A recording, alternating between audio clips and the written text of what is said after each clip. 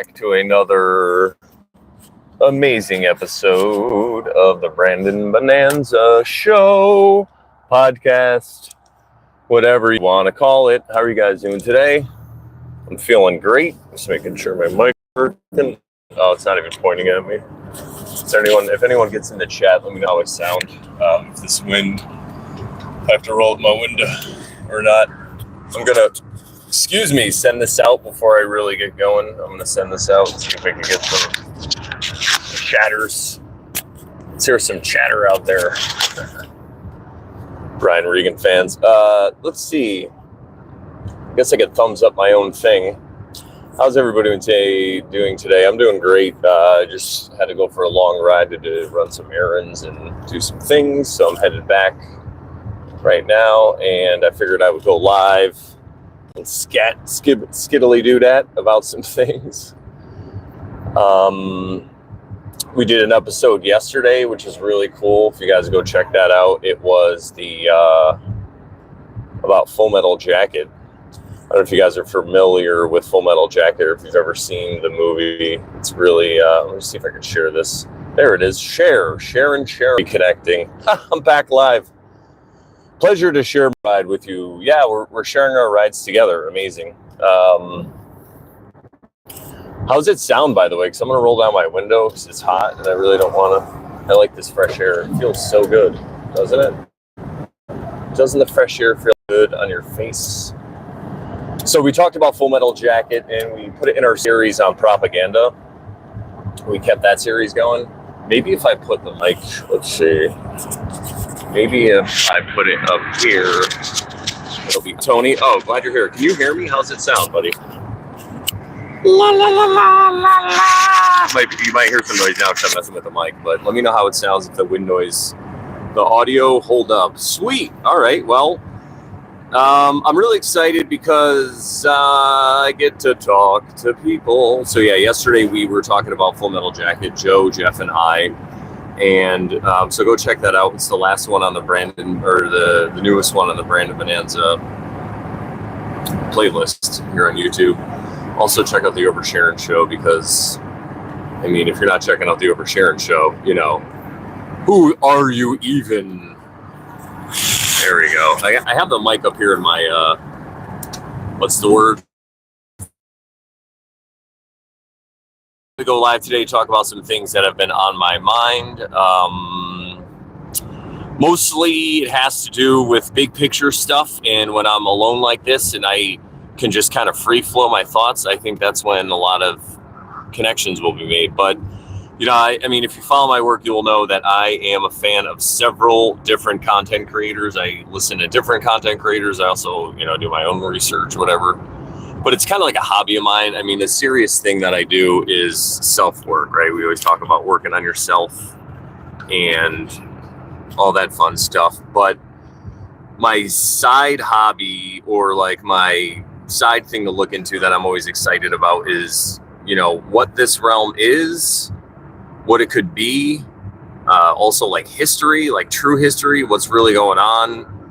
You know, I'm very interested in a lot of these old buildings. I hope you guys like my hair. I don't know, consider I washed it today. Probably wash it like every week, 2 weeks, something like that. And people get very mad at me because I tell them all I do is wash my hair every couple weeks and brush it.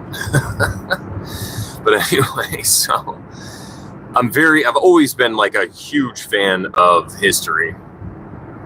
That's even in school, I loved history. I would just always soak up the knowledge like a sponge.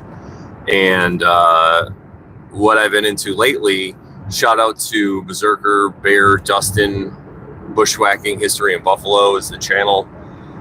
He's awesome. I've been into Ben the Archivist a lot lately. I've also been checking out like Archaics on and off now. The thing with Archaics is Sharon and I have been into him, watching his content for like at least 2 years now. So it was 2022 at some point. I even talked to him on the Santos Bonacci, when he was on Santos for the second time. I called in, got to talk to him. And if you hear us, you'll say that, you know, content creators, you could separate them from their content. You don't have to worship or demonize them. if you get something out of him and it makes sense, and one of the reasons I like to listen to him on occasion is just because his attitude is so cool. He's never really talking about fear or anything. And I feel like it's the same thing with Dustin and Ben on their channels. Also, My Lunch Break I've been checking out too, which I think is a good show. But I really like those other three because they're so personal and you really get to see that they're real people. Not saying that like My Lunch Break is a show. I mean, I don't know the guy, right? I've never seen his face, but the other guys, I really love it. What's up, Sharon? Catching up? How do I sound? I got my mic going in my car. I have one of the windows down. Just got some air blowing. So when I look at all this information, each content creator has their own theory about what it could be or what it is. And some of them are a lot stronger sticking to their theories than others. But I always feel like nobody really has the answer. Nobody really knows 100%. There's no way for somebody to know exactly either what's going to happen in the future or what's going to happen after we die. Where do we go? Is there reincarnation? Is that real? All these things. You can talk to people for days about near-death experiences and what they've seen after they died and all this stuff. But when it comes down to it, it really is just people's stories, and there's no way to 100% concretely prove it to anybody. Now, I'm the kind of person that doesn't really matter. I don't really go off of proof so much. I like to, when I'm looking at content, I don't need proof. No, I like to see all the patterns and everything that makes sense. And the way that my brain works is I kind of take in all this information like a sponge, and then I just file it away later. And then when I hear something that's similar to it, I kind of can pull it back around to get my own picture and song. Or you got nothing. But anyway, so like, yeah, nobody can really have the whole picture, right? So I like to, even when I'm hearing people telling me stories like my whole life. I remember before I went to the Marine Corps, I was hanging out with a friend of mine, and his parents, I think, were away or something for the weekend, but one of his mom's friends was staying there at the house, and he was like partying with us. It was great. But he said he was in the Air Force, and he was telling us all this stuff about like Area 51 and all these things that whatever. He said he had these top secret clearances. Now, I could have, at that time, I could have asked him for proof. I could have been like, hey, what's up, Nigel? I could have been like, you're full of it. I don't believe this until I see proof that this guy could just be making up stories. And I mean, he could have, but I just listened to his story, listened to what he had, and filed it away. Right. And then another thing I do too is when I'm dealing with people or whatever, I try to rely on my intuition to feel like if there's something that they're trying to either get me to buy, or if there's some kind of like belief system they're trying to get me on board for. It really is just if they're trying to get me to buy something, right? It doesn't even have to be with money. It could just be, are they trying to get me to buy their worldview so I support them or whatever? And, it's just like South Park with an episode where everything is a commercial. They're like, is this a commercial? Like they believe everything's a commercial. Hey, what's up, Blue? And, that's how I view content creators. So I'll watch them, and I'm not even like consciously doing this, just subconsciously, right? I'm looking for inconsistencies when they speak. Something they could have said a year ago, and then they'll say something that might contradict it. And I'm like always thinking about it, right? And it goes in the back of my mind, and I'm like, So using all this power of perception or whatever in with these different content creators, starting to gain a really big picture. And what I'm seeing is, hey, what's up, Cody? I always want to say Dell because I see Dell. What's up, Cody Dell? The farmer in the Dell. The farmer in the Dell. So using this amazing, I'm so amazing, aren't I, everybody? This wonderful, amazing gift that you wish you all had. Using this way that my brain works that I do. With the intuition, like I said, gathering the information, then also how I feel about what they're saying, the inconsistencies that I might see. And then I'll also use that same process when I'm looking around at everything, like when I'm hiking in the woods, when I'm looking at these old buildings and structures, and even the history that we're taught plays into there somehow, because I've said this before on other shows, and Joe brought this up yesterday. Thank you, Joe. Oh, what's up, Sark? Lord Sark, Sharon, yes. Lord Sark, Lady Sharon. They're not together. I'm just giving different titles. You guys get it. So, I also will... Oh, that's what I was saying. Joe P. was talking about how I view history, like mainstream history, is the same way I view the mainstream media. It's pretty much on that same level where, yeah, the mainstream media might be talking about things that probably could have happened, but it's a different spin. And I've even showed on my channel how, the news, at least the Australian media, will straight up lie and do whatever they want. I'm trying to wonder if I place these here, you guys will get that glare. The glare. It's glaringly obvious. Oh, that's cool. Anyway. So I view that, so like the history we get in school and all that stuff. And my, the example I use is 2020, right? So we all know about 2020 and how things were going on in the news. People were believing things, but then other people saw a different story. So I think that different story that other people saw was the truth. And then that story that the media was portraying was like truth-ish, truthiness, truth-adjacent kind of thing. And then people were making it true because of their behavior.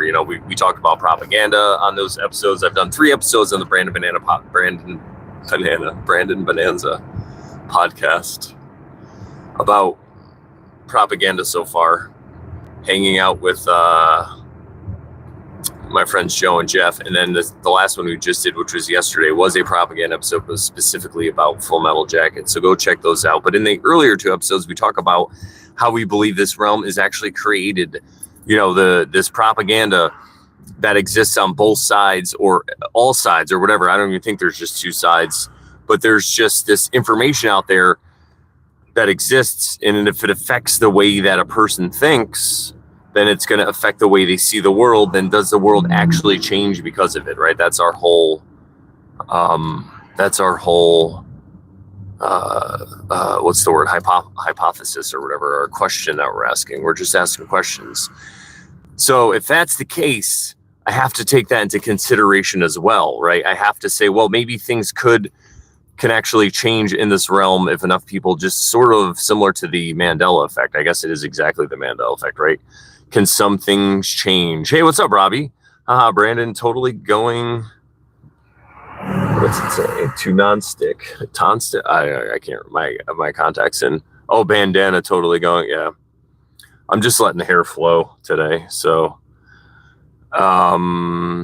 yeah. So taking that into consideration with Mandelas, are they real or are they not? And we've also talked about Mandelas before. So let me kind of give my idea of what I think the Mandelas could be if they are real. Now, the mainstream Mandelas that we hear about, I think a lot of those are probably fake.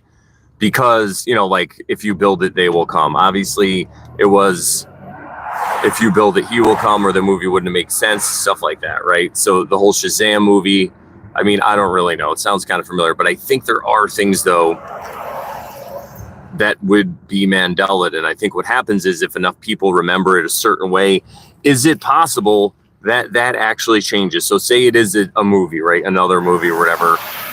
Could everybody's copy? Because remember, what is this, right? What's this? What's this? We're told it's physical, right? We're told that you can touch it, it's real. But if you believe the way that I believe, or if you have the mind, the worldview that I do, you come to see that all this stuff is just energy. It's just, even mainstream science will tell you it's just all atoms and molecules or whatever just bouncing around, right? So if that's really all we are, and if those atoms and molecules can be broken down further to be shown that they're just some type of energy as well, then doesn't that mean that we're just all energy? And then if that's the case, then that DVD, or let's say that VHS copy of whatever movie you have is also just energy. And if that's the way it works, and again, I'm not saying I have any proof. I don't know if this is true. The only proof I could point to would be, string theory, or that form of that form of science that I can't remember right now, where they do that stuff, quantum physics or whatever, right? That stuff. So that stuff is telling us we're all energy. So if you look at it from that angle, I would say it would be possible then to change these things. Now, looking also at how we create our own reality, starting with a thought becomes, it's just an idea that passes by, and then it could become some kind of action. A thought could become a word, which can become an action, which could become a solid thing. So if that's the case, then why couldn't a solid thing that's out here in this universe already change? Maybe not. It's just a theory. But you don't really have to even believe in Mandela effect to fall into all this stuff. But that's just kind of my idea of how I think it could work. But back to what this realm is or could be and what I think is going on. It really would seem to me that there was some civilization here before us. Some people call it Tartaria. Some people don't even really have a name for it. I tend to think that it is quite possible that there were other people here, and maybe it was even populated to how it is now, or maybe even more than it is now. But with the functions of this realm, with the resets and everything that happen, all that stuff just gets washed away. Now, I'm not really somebody who's worried about any of these resets or any of these terrible things that can happen, because honestly, I feel like all those resets and all those things that happen where you get like mass death and all this stuff, I feel like when you say reset, it goes deeper than you even think. It's just like hitting reset on your Nintendo back in 1988 when you're playing Super Mario and your brother was pissing you off. You said, you know what, I'm going to hit reset. And you just started the whole game over and started a giant war. Well, same thing, I think, with a reset in the realm. People are going to die, and they're going to get reset back into this realm, kind of where they need to be to work on whatever it is they're working on while they're here. Whatever it is they have to do to move their consciousness in the direction so that it could go up. I'm working on I'm just gonna sit here until I think of a word that I think if I just work it out that way, it'll help me in the future when I'm talking to other people. It's much better. It's much different, not much better. So it's better for this, but it's different when you don't have a guest, because I could just do whatever I could just start singing if I wanted to. I'll spare you guys. Unless I'm, reconnecting, then I'll sing the reconnection song. But elevate, I guess you could say, elevate your consciousness to whatever. And if you look at like the law of one, which we talk about, we kind of like the way that, it fits into my worldview, at least a little bit. And it's just like really any other kind of, I just rolled my hair up. There should be a sign on these windows. Caution, you may roll up your beautiful locks in these windows, so be careful. So elevating your consciousness, law of one, there's two ways you could go, the negative or the positive. So if people aren't doing that, if they're just engaging in escapism, and again, I'm not judging, I'm just looking, right? I'm just looking at what's going on in the world. People are engaging in escapism. They're listening to Taylor Swift all day, like, side note, I DJ'd like a little school dance for grammar school, I guess you would call it, like probably like 4th, 5th grade, something like that, younger kids or whatever. And it was only 2 hours that I played music for 2 hours, and I probably played about 5 Taylor Swift songs, and those kids were going crazier to Taylor Swift than they used to when Taylor Swift came out, and I used to DJ events like that. Yes, they would still like it and they would still dance and stuff, but they're going like insane. So my question is, like, is she starting a cult? You guys think Taylor Swift is starting a cult? I said that in a meeting with some people yesterday. They laughed, but then the lady's like, yeah, I kind of like some of her songs. I'm like, oh yeah, no, I mean, I'm not like talking shit about her. It's just the behavior I see in other people. It's a close one. But anyway, so elevating our consciousness, law of one style, these people, if anybody or people or a large group of people aren't doing it. So what I'm thinking is if there's some kind of reset, and it looks like maybe the 1700s, right? So if you're looking at like my lunch breaks work, his whole thing is what he focuses in on, he's saying like sometime around the 1700s, it looks like everything started to be new or whatever. So say we have this reset and a lot of people get exited out of this realm, and now they're back, right? So now they're back. It's horse and buggy. There's not a lot of technology like there used to be. And so it's a lot harder to engage in escapism because you got to work all day. And you know what God says? God says work will set you free, right? Whatever, Jesus. So maybe in that hard work that they do, as whatever it is in those times, it helps them to elevate their consciousness the way they need to more.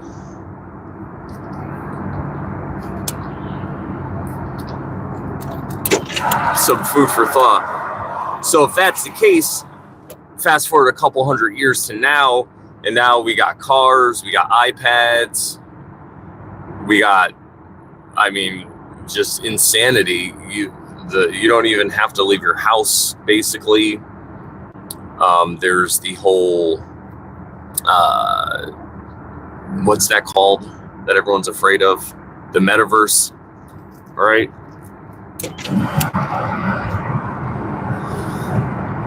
So we have people, larger groups of people who they're not elevating their consciousness, either negative or positive. So I'm not even sitting here saying like, oh, they got to be all righteous and that's what's wrong. They're not being righteous. No. They're not being bad enough or good enough. So if you're going to be bad, be fucking bad. Do it, right? Be as bad as you can if you're going to be bad. That's what I would say, my advice, because I think that's how you get through it faster, or that's how you elevate your consciousness on the negative way faster. But if you want to be quote unquote good, service to others path, then you just go ahead and do it, right? You don't sit in the slow lane going 30. Come on, dude, go. No. And you just get your work done. But what I see is people not doing this work on either side. They're relying on other people to do a lot of this work for them. They outsource their cosmology, if you will, their dharma, their own path. They outsource it to governments, to religions, to other people.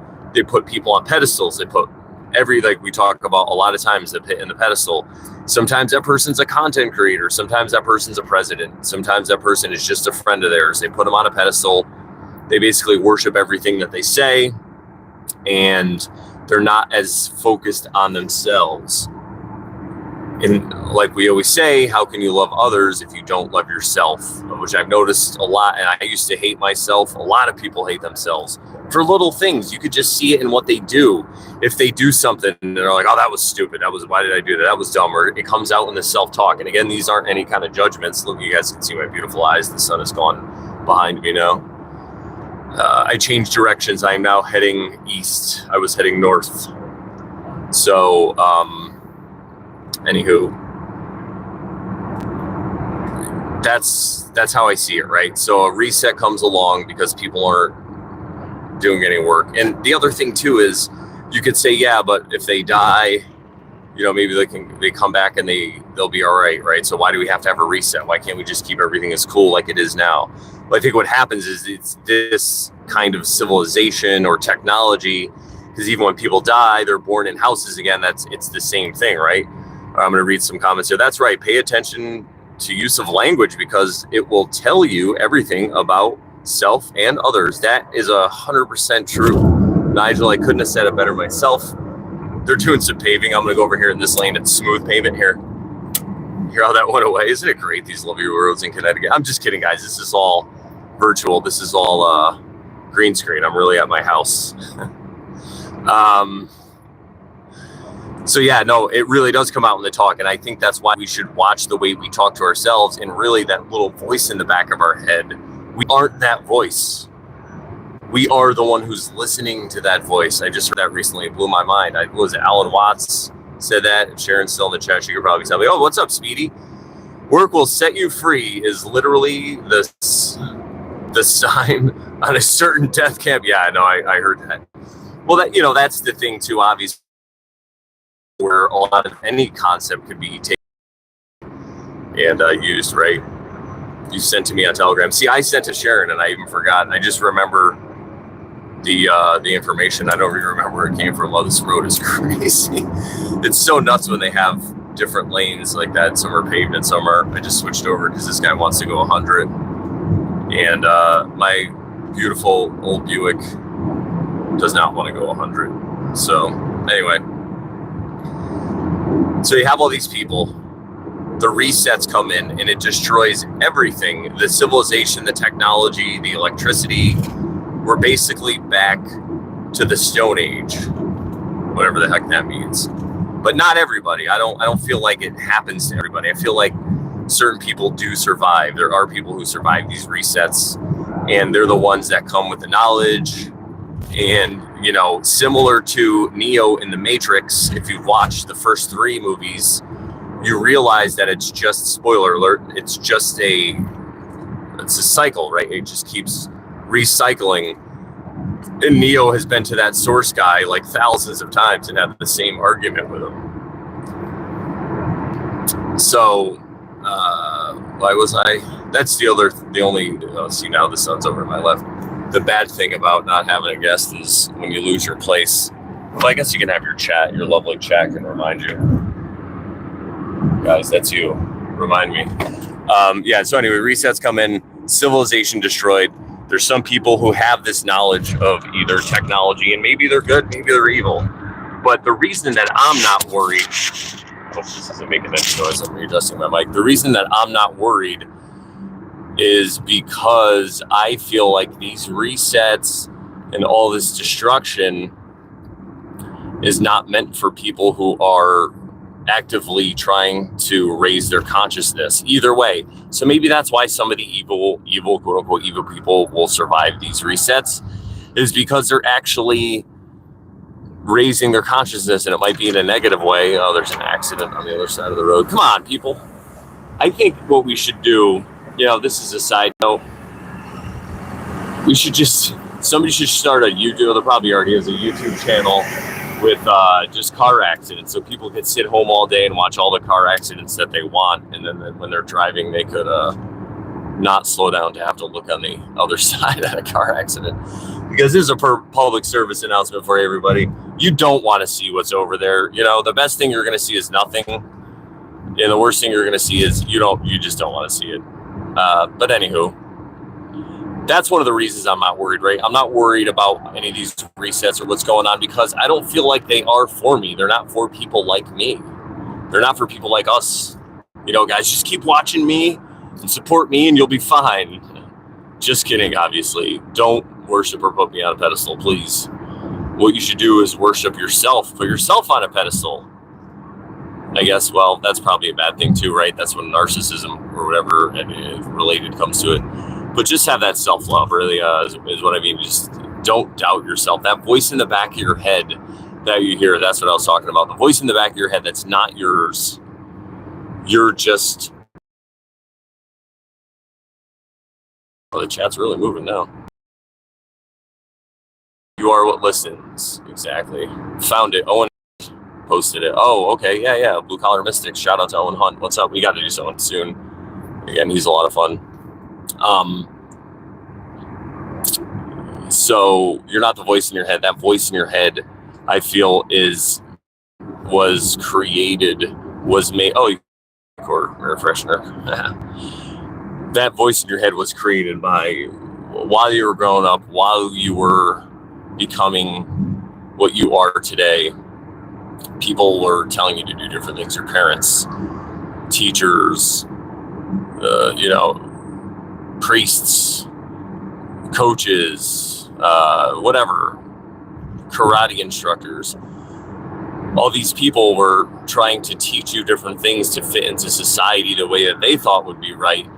And the way that they do it causes this voice in the back of your head to be so negative and to doubt you and to always tell you that you're never going to be good enough. Oh, you don't. Why would you try that? Listen, just get a job, work. It's the safe way to do it. You just work and you'll be fine. Don't take chances. Like, that's what this voice is telling you in the back of your head. Now it's up to you if you want to listen to it or even identify it or just laugh at it. And I think it's like a constant struggle. It could be an everyday struggle is to battle this voice in your head. But what I really feel like is that is the ultimate struggle. It's the ultimate battle. It's Arjuna on the field of Kurukshetra talking to Krishna about these doubts. And that's what Krishna is talking about in the Bhagavad Gita, these doubts. And he's like, oh, rise, arise, oh, wonderful Arjuna, right? Oh, holy, worthy Arjuna, arise and fight this battle.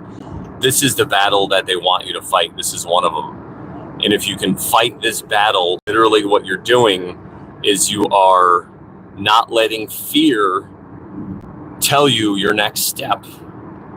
You're going on your intuition, on what you feel, on the synchronicities, on the flow of things. Now, sometimes it might look like you're doing something out of fear because it's just a smart thing to do. It's like, I'm not going to run across the highway. Why aren't you going to run across the highway? What, are you afraid? No, I'm not afraid to run across the highway. I just know that if I do it, it's really stupid and I might get run over, hit, or maimed. You know, it's that thing, right? So if you're going along and you're doing what makes sense, you're feeling your intuition, if you get a feeling of fear, you say hello to that feeling of fear. You're like, all right, what's this fear trying to tell me? It's trying to tell me that I have some kind of attachment somewhere that I'm not letting go, that I'm fearing God's plan in a way, right? That I don't have faith that God or the creator of the universe thinks that this situation that I'm in isn't the best for me. All right, I don't think it is. So whatever situation it is, obviously it was meant for you to go through it because it happened. It's like Sharon told me that story. She used to see an acupuncturist, and the lady would say, when Sharon was like, wow, I can't believe that happened, or that happened that way. And the lady would say, I think it was supposed to happen. And Sharon would say, why do you think that? And she would say, because it did happen. So then, I mean, logically, it was supposed to happen, right? Too late, you're already on the pedestal. I'm too short to get you down. Thank you. I could stand on you, Robbie Rod. Just stand there and I'll step down. I'll use your back like stairs. Thank you. You could be my... Just kidding.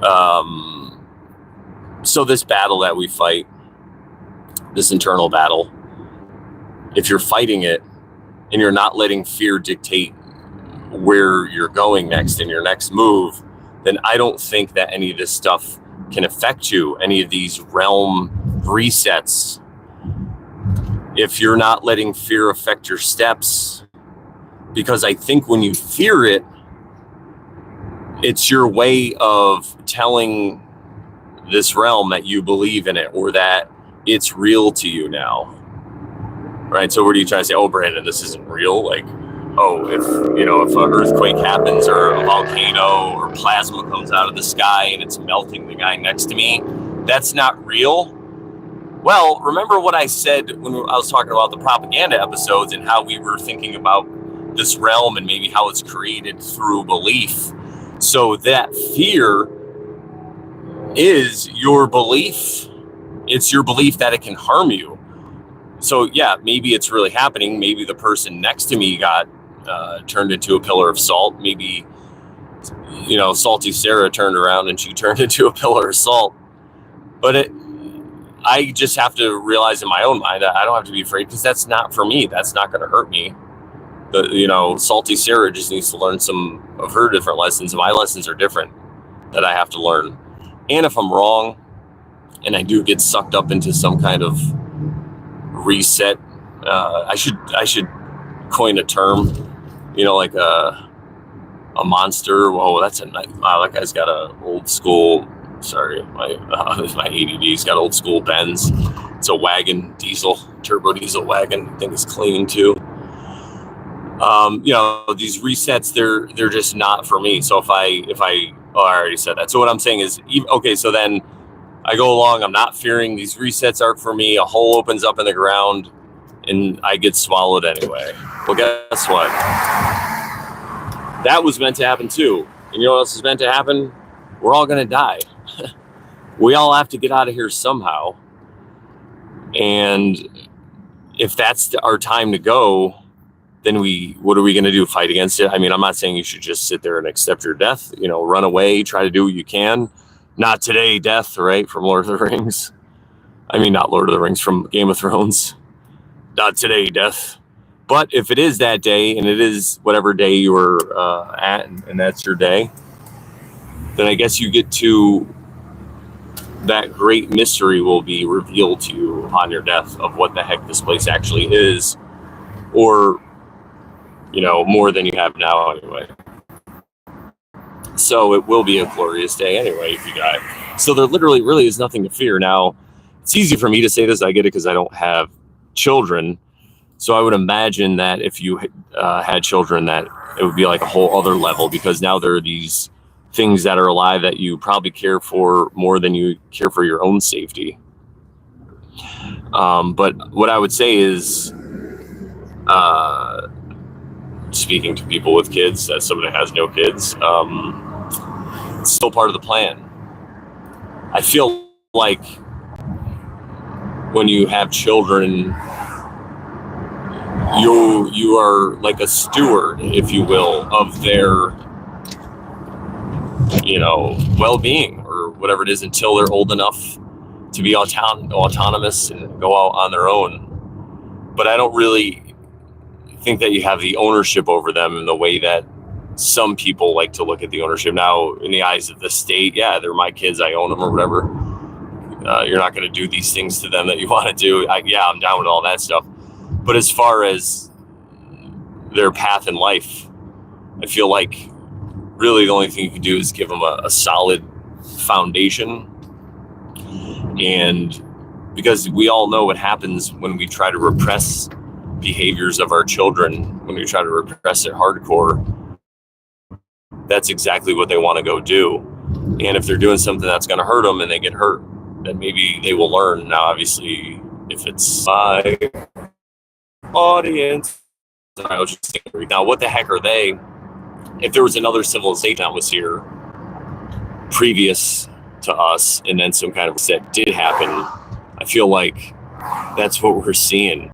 And I don't think it's all just from one timeline. I think it's possible that there are ruins, like mountains. When you see mountains, I really feel like a lot of these mountains that we see, is it possible that they are just old cities or buildings or whatever, or pyramids that are covered in dirt and whatever happened because of the event?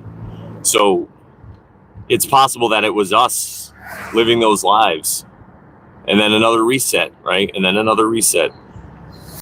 And I feel like the time we're at now, with all these signs and stuff going on, see the eclipses, the aurora borealis and all this stuff, I feel like those are potentially warnings or just signs.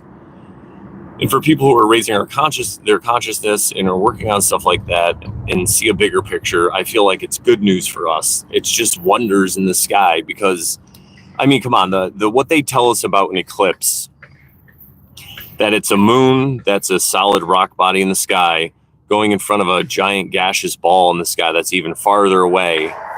It doesn't make any sense to me. I feel like if that was really the case, then when I looked up in the sky, I would have to see the moon coming. Because the sun is behind it.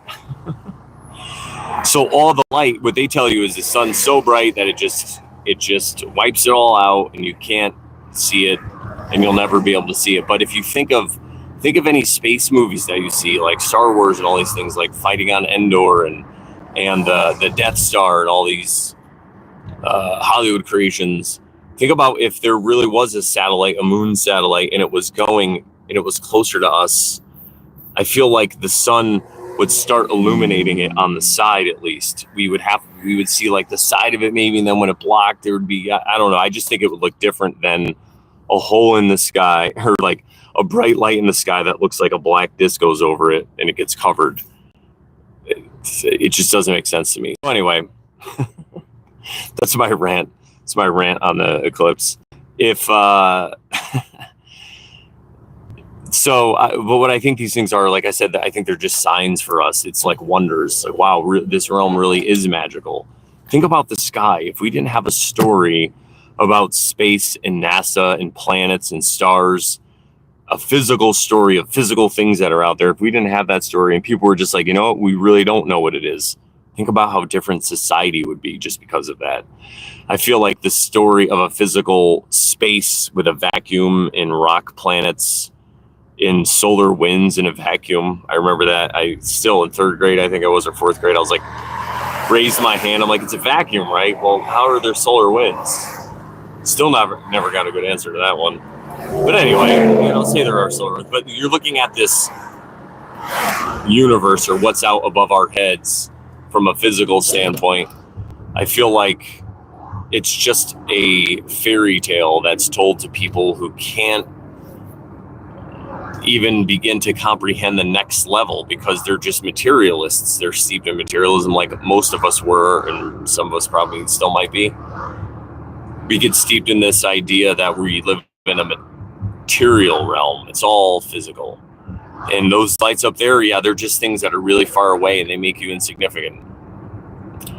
So I think that's what it is. It's just a fairy tale. It's just like when I was younger and I would hear lightning or I'd hear thunder and I would get scared and my parents would be like, oh, it's just God bowling. Don't worry. It's the angels moving furniture up there. And I just had this picture in my head of angels moving furniture or God bowling. And it was just funny to me. And it relieved that tension of my fear. And so I think that's exactly what NASA and the space story is doing for people. It's relieving their fear and their tension so they could go back to work tomorrow, because no one is going to go to work tomorrow if it's a giant mystery in the sky, right? They're going to be like, what the hell is that?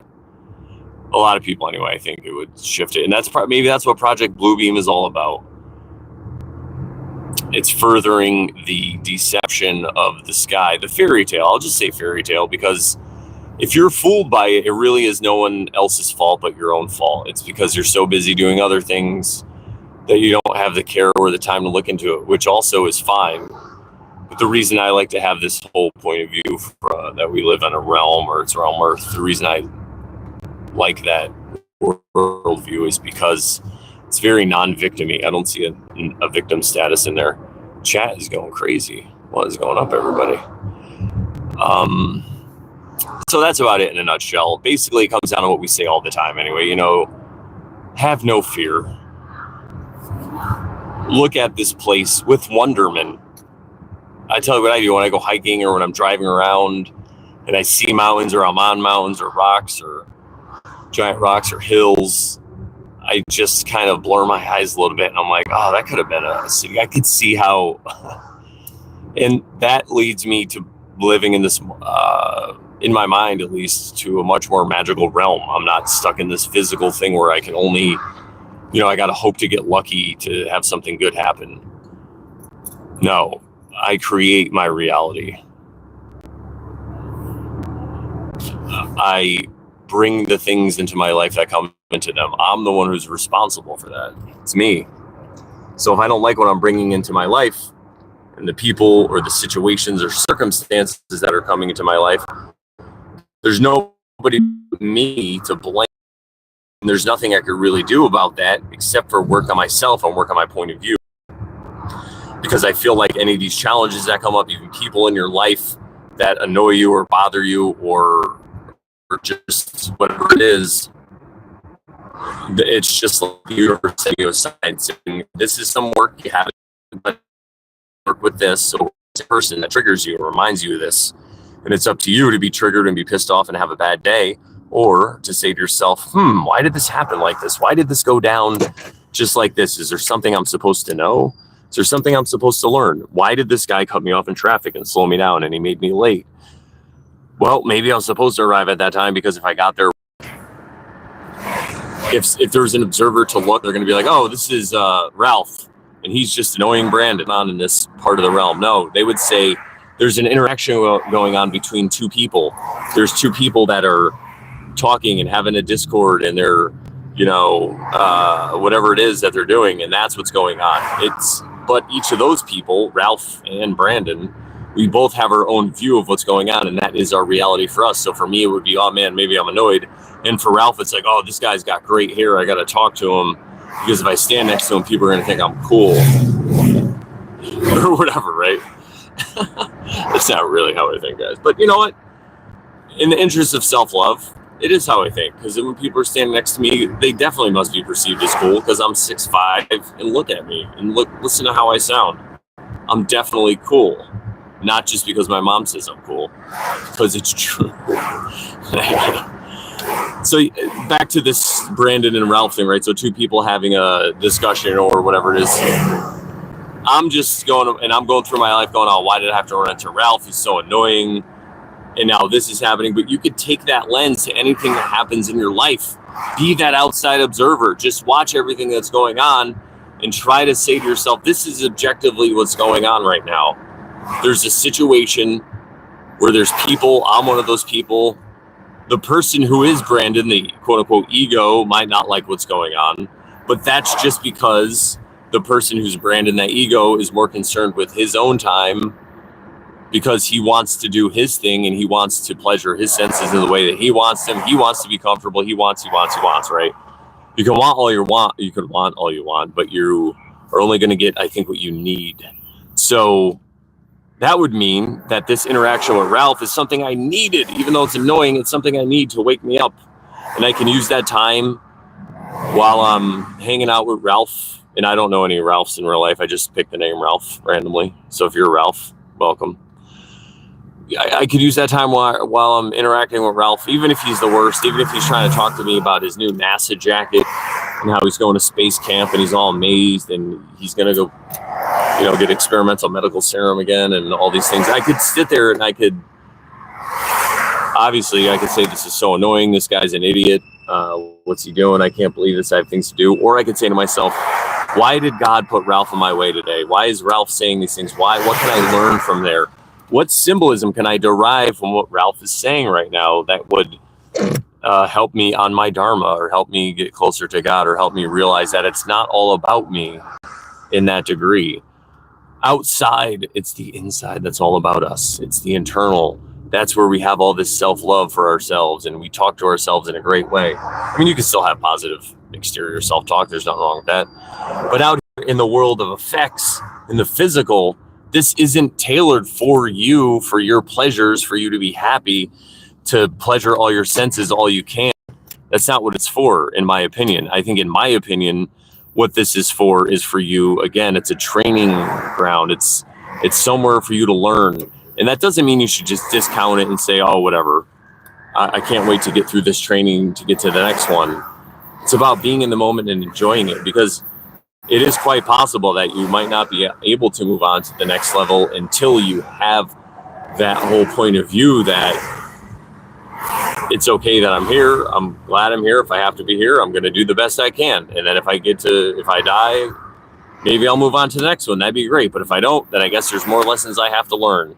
Now, I'm not saying that's exactly how I feel.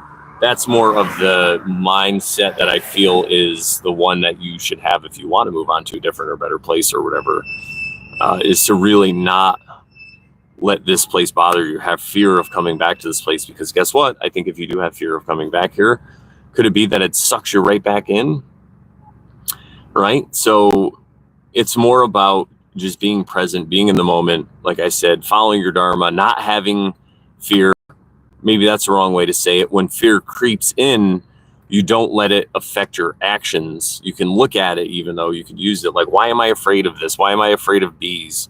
Why do bees scare me? Right? You could look into that. I'm a bee because I'm Brandon. I'm bee, so I like bees. But sometimes people get scared of bees. But what is it? Did you have an incident as a child where you were stung and you were scared? And it's stuff like that. Instead of rushing and just trying to kill the bees and just solve your problem like that. So I am almost where I need to be, so I'm gonna finish this up shortly. But I was waiting for a red light so I could check some of the comments, but I think I'll just pull over. But everything I said today is really nothing new. as opposed to what we talk about. It's pretty much standard stuff you hear on Brandon Bonanza or on the Oversharing Show or anytime I make a guest appearance, kind of talking about these ideas. But it's nice to go and kind of put them all together and just have a free form flow of thought. All right, let's see. I wonder if this broke it up into 3 different ones. I'm cool despite my mom thinking I'm not. Yes, you are cool. Exactly. Or what do I was told I'm allergic to bees. Oh yeah, well. But then I got stung and nothing happened. I was told I was allergic to bees. I got stung, nothing happened. Now I'm a bee pro. Yes, pro bee, exactly. I have a bee story. You guys might have heard it if you've been listening for a while, but if you haven't, my bee story is that in 2021, I had a beautiful garden at my parents' house, and I moved back in there in 2020. Toward the end, 2021, I had a beautiful garden, and I was checking my squash blossoms one day, or I was out there and I heard this noise, and a squash blossom had closed. It's a big flower, but at the end of the day, they close.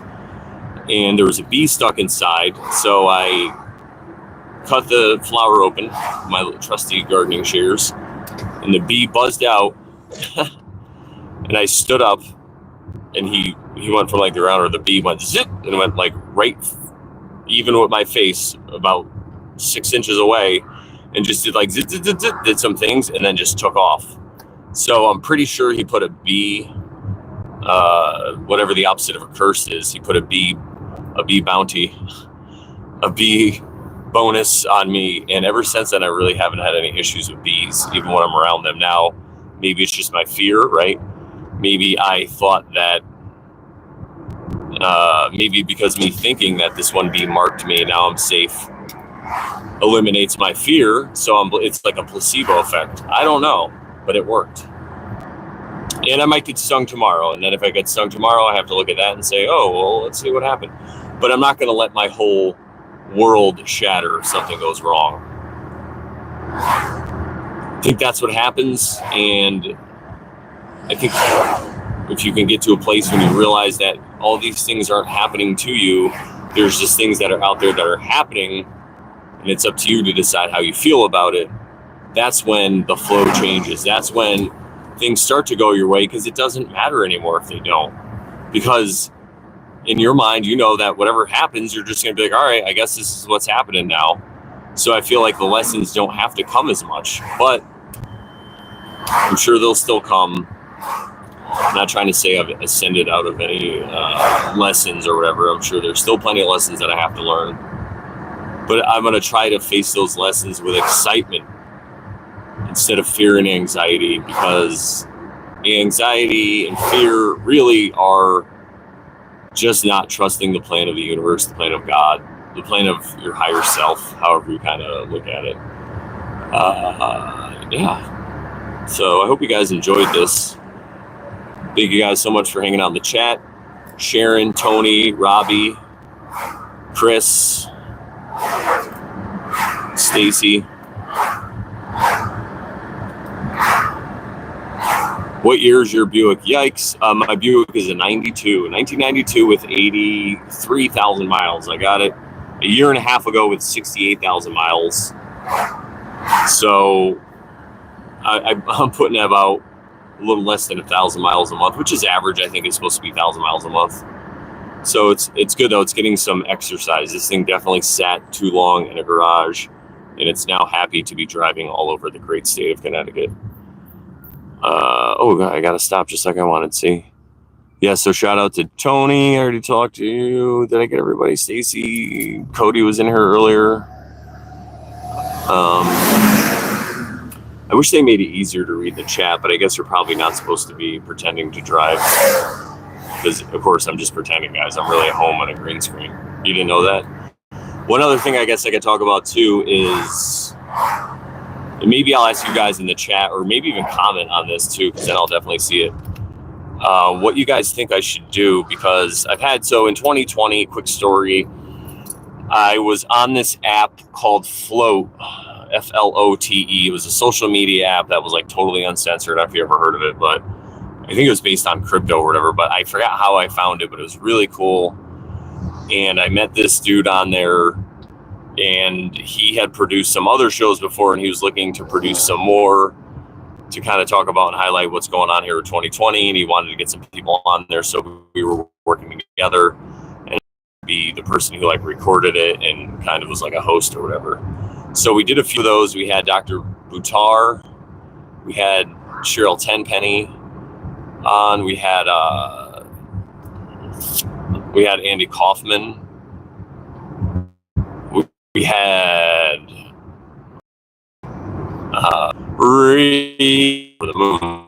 It was with this guy Zach Voorhees, who was a Google whistleblower, and Marianne Heenan, who's like a journalist, you know, like a free journalist or whatever you would say, not mainstream. And that just got taken down, and I got a warning. So I didn't get a strike, but I got a warning, and the warning is next time it happens, there's a strike. But I could get the warning taken down. All I have to do is watch some videos or take some class or course, and immediately, it's like I'm not doing anything they tell me to do, because I don't know if you know this about Brandon, but Brandon doesn't like to be told what to do. In fact, if you want me to do something, tell me vehemently and yell at me to do the opposite thing, and I will probably do what you want me to do. But anyway, so I don't know though. Do you think it's worth it? Should I get rid of this warning? Is it that bad? Because they said next time if I get a strike, I won't be able to post or whatever for a week. Now, I'm not really worried now because we don't really talk about anything on the Oversharing show that would get us taken off. We have our little code words, and we're not really, hang on, I gotta make sure. We're not really into like the fear porn stuff or whatever, or any of the terms that would get you taken down. So I'm not really too worried about it going forward. So maybe I'll just ignore it. I mean, I don't know. What does Sharon say? Don't send me the audios we're missing for Podbean. Please don't send them. Yeah, see, that's what you do. Now I'll probably go home and send them right now. Actually, I'm glad you reminded me, because the hard drive is in the trunk of my car in a bag with a couple other things that I have to take in that I get so excited when I get home. I forget everything, and I just run inside. I'm so excited to be there. All right, well, speaking of being home, I'm going to take the turkey trail, which is a long way we can go. And if we're lucky, guys, we might see some turkeys, because there are at least 30% of the time we go this way, we see turkeys.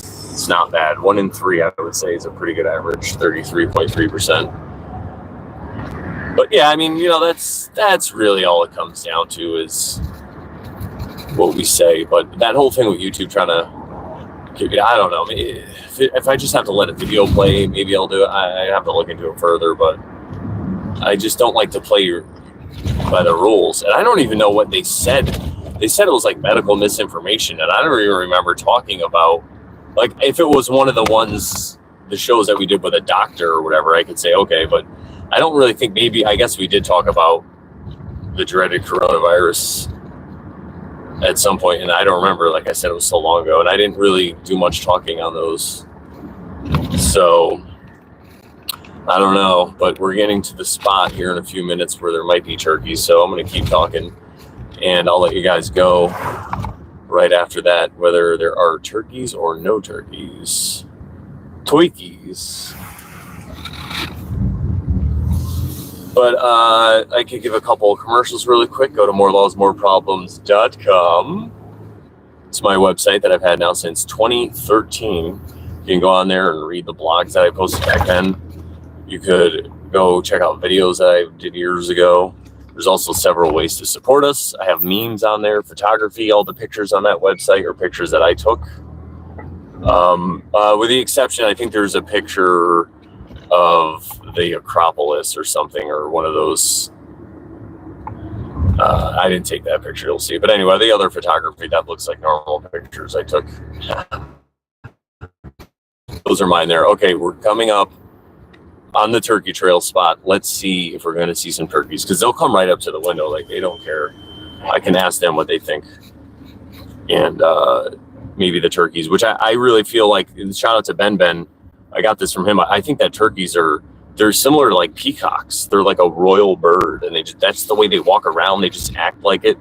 So I feel like civilizations before us probably venerated the turkey because of it. And turkeys are a really good sign of abundance. Oh, there's one. There's two. All right, I'm going to try to show you guys even though I'm in the middle of traffic. Can you see that? Turkey. Oh, the sun's probably in your eyes. Let me see if... Oh, yeah, you guys can see them. Gobblers. All right. We saw turkeys. We did it. I told you. Usually they're closer to the road, though, and they'll come right up to the car. They'll peck at your tires like they don't care. And I'm going to get a car that looks like a turkey. Maybe I'll get a Ford turkey. That'll be good. All right, guys. Thanks for checking us out. Remember, morelawsmoreproblems.com. Check us out this Thursday on the Oversharing Show.